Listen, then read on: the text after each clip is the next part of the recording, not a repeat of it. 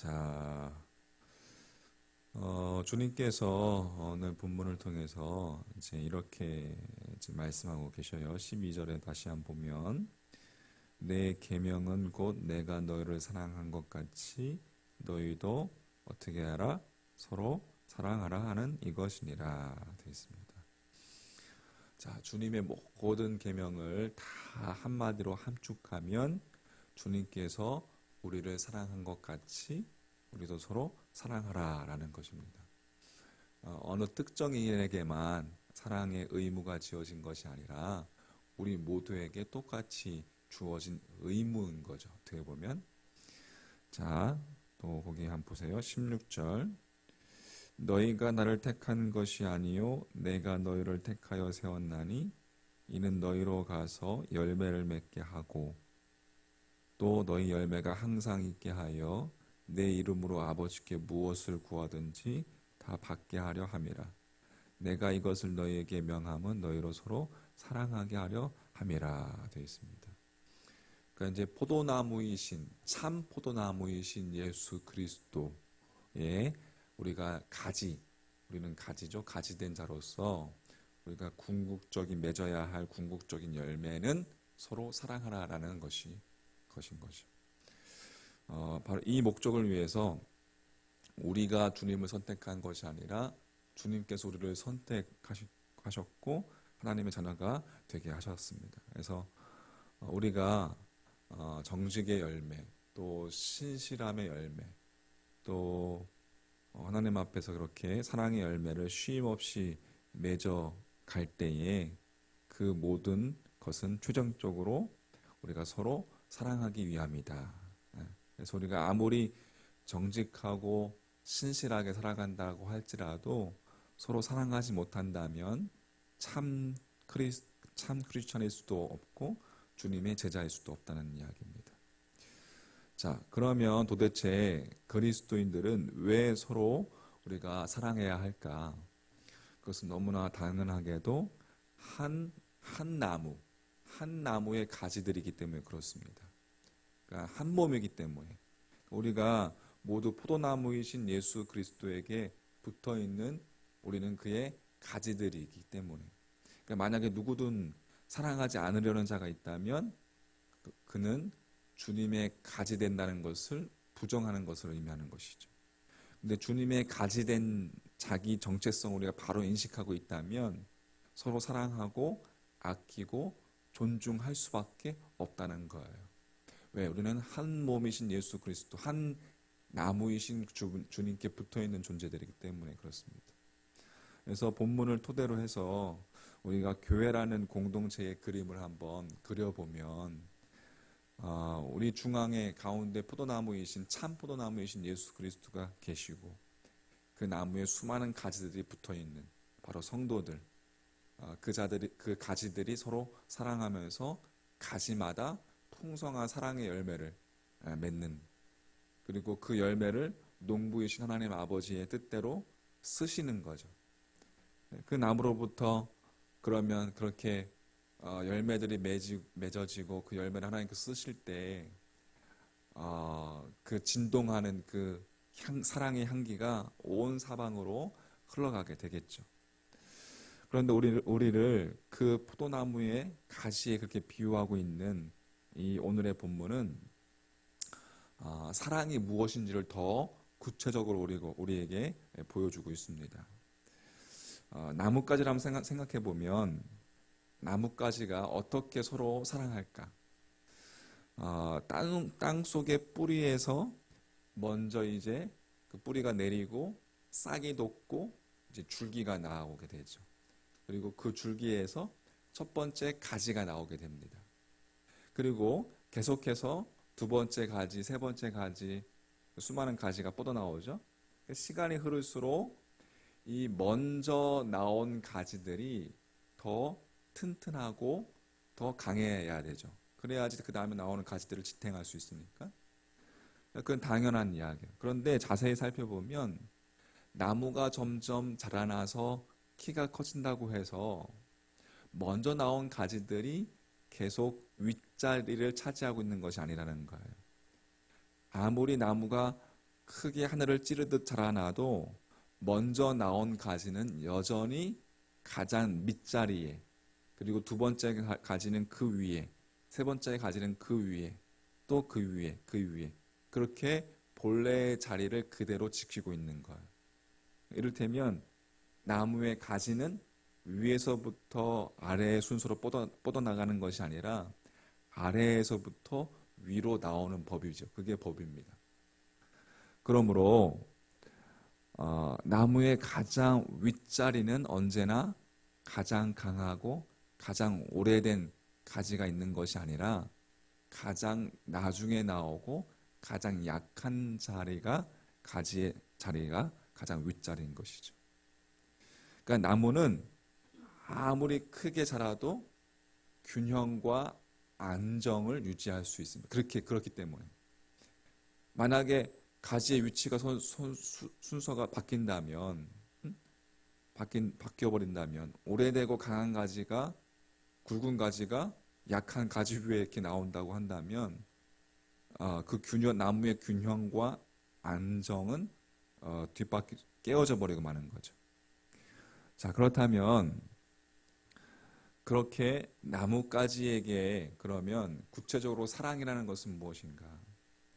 나보다 약하고 나보다 낮은된 가지를 내가 밑에서 받쳐주는 것이, 그게 먼저 나온 가지의 역할이고 그것이 사랑의 모습인 거예요. 가장 늦게 나오고 연약한 가지에게 최정상의 자리를 양보하는 것, 최정상의 영광을 양보하는 것. 만약에 강하고 오래된 가지가 윗자리를 차지하고 앉아 있다면 절대로 그것은 나무의 가지가 아닌 것이죠. 나무 가지일 리가 없어요. 그러면 어떻게 해요? 농부이신 아버지가 그 가지를 잘라내는 거죠. 가지치기가 되는 거예요. 그래서 그와 같은 가지는 꺾어서 불살라 버린다라고, 이제 우리가 앞부분에서 이렇게 가지치기가 꺾어버린다, 가지치기 한다라는 내용이 나와 있습니다. 자, 교회 공동체 일원으로서 우리 그리스도인들이 서로 행해야 할 사랑의 모습, 그것은 서로가 서로에게 받쳐주는, 낮은된 자가, 어떤 교회가 정말 사랑의 공동체냐, 매주일 좋은 설교가 선포되는 교회가 아니라, 또 지식이 넘쳐서 이 시대에 말 잘하는 사람이 어디에서도 우리가 만날 수 있기 때문에, 좋은 설교는 우리가 클릭 몇 번만 하면 좋은 설교는 많이 들을 수 있습니다. 그것이 아니라 또 뭐 헌금에 우리가 예물의 50%를 구제와 헌금으로 사용하는 교회, 그것이 아니라, 여러분, 그것은 사랑이 없어도 자기 자신을 과시하기 위해서 더 많은 물질을 우리가 사용할 수도 있습니다. 그렇기 때문에 정말 좋은 교회라는 것은 누구든지 새로 들어오는 교인이 오래된 교인들로부터 진정으로 존중을 받고 높임을 받고 또 소신껏 봉사할 수 있는 교회. 왜 그렇습니까? 정말 우리가 주님을 주인으로 모신 진짜 주님의 교회라면, 진정 주님의 가지된 참된 그리스도인이라면 그렇게 행할 수 있기 때문에 그렇습니다. 존중해주고 사랑해주고 배려해주고 마음껏 소신껏 하나님께 봉사하며 헌신할 수 있도록. 그러므로 여러분, 내가 모든 면에 걸쳐서 남의 위에 있을 조건이 충분함에도 불구하고, 그렇기 때문에 오히려 겸손하게 스스로 우리가 아래까지가 되는 것, 그것이 자기 부인이고, 그것이 나를 부인하는 것이고, 그것이 어찌 보면 우리 삶 속에서의 순교를 의미하는 것이죠. 강하고 오래된 가지가 약하고 낮은된 가지 밑에 거하는 것, 그것이 자기 부인이라는 거예요. 그 정신을 통해서 우리가 사랑의 열매가 맺어지게 되는 것입니다. 그래서 사랑을 이야기하시던 주님께서 본문을 통해서 이렇게 말씀하고 계시는 거예요. 자, 12절 말씀 보세요. 다시 한번 보면 내 계명은 곧 내가 너희를 사랑한 것 같이, 예수님께서 우리를 사랑한 것 같이 너희도 서로 사랑하라 하는 이것이니라. 사람이 친구를 위하여 자기 목숨을 버리면 이보다 더 큰 사랑이 없나니 너희는 내가 명하는 대로 행하면 곧 나의 친구라. 약하고 나중된 자를 사랑하여 기꺼이 아래에 거하는 자기 부인을 감수할 줄 아는 자, 그 사람을 가리켜서 주님께서는 친구라고 이렇게 이야기하고 있어요. 자, 그게 그 사람이 정말 주님께 속한 주님의 사람이라는 사실이 증명되었기 때문에.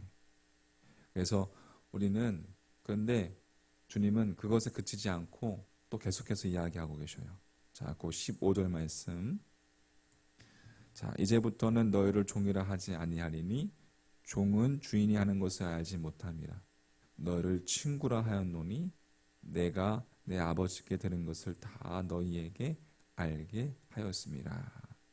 그러니까 우리가 서로 존중하고 또 높이기 위해서 자신을 부인하고 또 우리 삶 가운데 순교의 정신을 실천해 나갈 때 우리의 영성이, 우리의 하나님을 향한 깊이가 깊어진다는 것은 당연한 이야기고, 그와 같은 우리를 친구 삼으신 주님께서 친히 모든 것을 가르쳐 알게 해주신다라고 말씀하고 있는 것입니다. 자, 정리해 보겠습니다. 고로 우리가 서로 사랑하라라는 이 주님의 말씀, 이 말씀은 우리가 서로 자신을 부인하고 또 우리 삶 가운데서 각자 순교의 정신을 가지고 아래까지가 되어지는 것, 서로 섬기며 또 존중해주며 또 소신껏 봉사하며 또 주님을 섬길 수 있는 그렇게 대해주는 그 정신을 가지고 그렇게 행할 때 주님께서 우리를 친구라 불러주실 뿐만 아니라 우리에게 더 깊은 하나님에 대해서, 우리에게 더 깊은 주의 말씀에 대해서, 우리에게 더 깊은 주님 당신에 대해서 우리로 하여금 친히 가르쳐 주신다라고 말씀하고 있습니다. 소망하기는 여러분 각자가 이 주님의 계명을 우리가 지킴으로 말미암아, 우리가 행함으로 말미암아 우리가 더 주님을 깊이 알아가는 신앙 됐으면 좋겠습니다. 하나님의 나라와 하나님의 의와 하나님의 뜻을 더욱더 우리가 깨달아 알아가는 그러한 여러분 믿음 되시기를 주님의 이름으로 간절히 축원합니다. 아멘. 기도하겠습니다.